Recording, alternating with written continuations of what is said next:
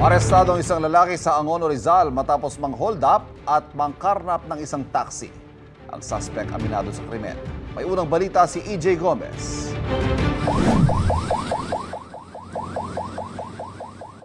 Ito ang eksena sa maaksyong paghabol ng mga pulis sa isang humarurot na taxi sa Morong, Rizal madaling araw kahapon. Ang nagmamaneho, hold-upper umano na tumakas matapos biktimahin ang isang taxi driver at tangayin pa ang taxi. Ayon sa pulisya, nangyari ang pang-hold up pasado alas 11 ng gabi noong Martes. Itong suspect ay from Aurora Boulevard, Quezon City. Nag-book siya ng taxi papuntang Angono. Then nung nakarating na siya ng Angono, nag-declare na siya ng hold up, tinutukan niyang patalim itong driver ng taxi.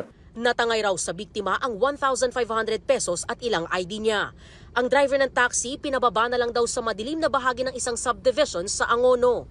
Natrack ng driver ang direksyong tinatahak ng kanyang taxi sa tulong ng GPS ng sasakyan. Nung ongoing yung hot pursuit,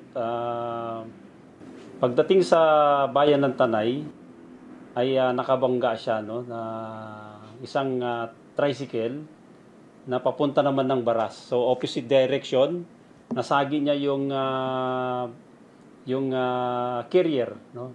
At doon na aksidente yung dalawang pasahero at yung tricycle driver. Tatlong sakay na tricycle kabilang ang driver ang nagtamo ng iba't ibang injury. Isang babaeng pasahero nagka-fracture sa kanang binti. Di raw tumigil ang taxi sa pagharurot matapos ang banggaan hanggang sa makarating ito ng barangay Halayhayin sa Pililla, Rizal. At doon tuluyang nasakote ng mga otoridad mag-aalas 6 ng umaga. Ang 39 anyos na suspect na si Alias Smart, aminado sa krimen. Inold up po yung driver. Iniwan ko na po siya doon sa lugar, sa division po. Yun lang po yung sa akin, hold up lang po. Wala pong balak gawin sa sasakyan po. Iiwanan ko rin po yun. Pang-get away lang po yun. Nagawa raw niya ang krimen dahil sa bisyo. Dahil po sa bisyo. Sa sugal po, tsaka po sa drugs po. Nakakulong siya sa Angono Custodial Facility at mahaharap sa mga reklamong robbery with carnapping at reckless imprudence resulting in multiple injuries and damage to property. Ito ang unang balita. EJ Gomez para sa GMA Integrated News.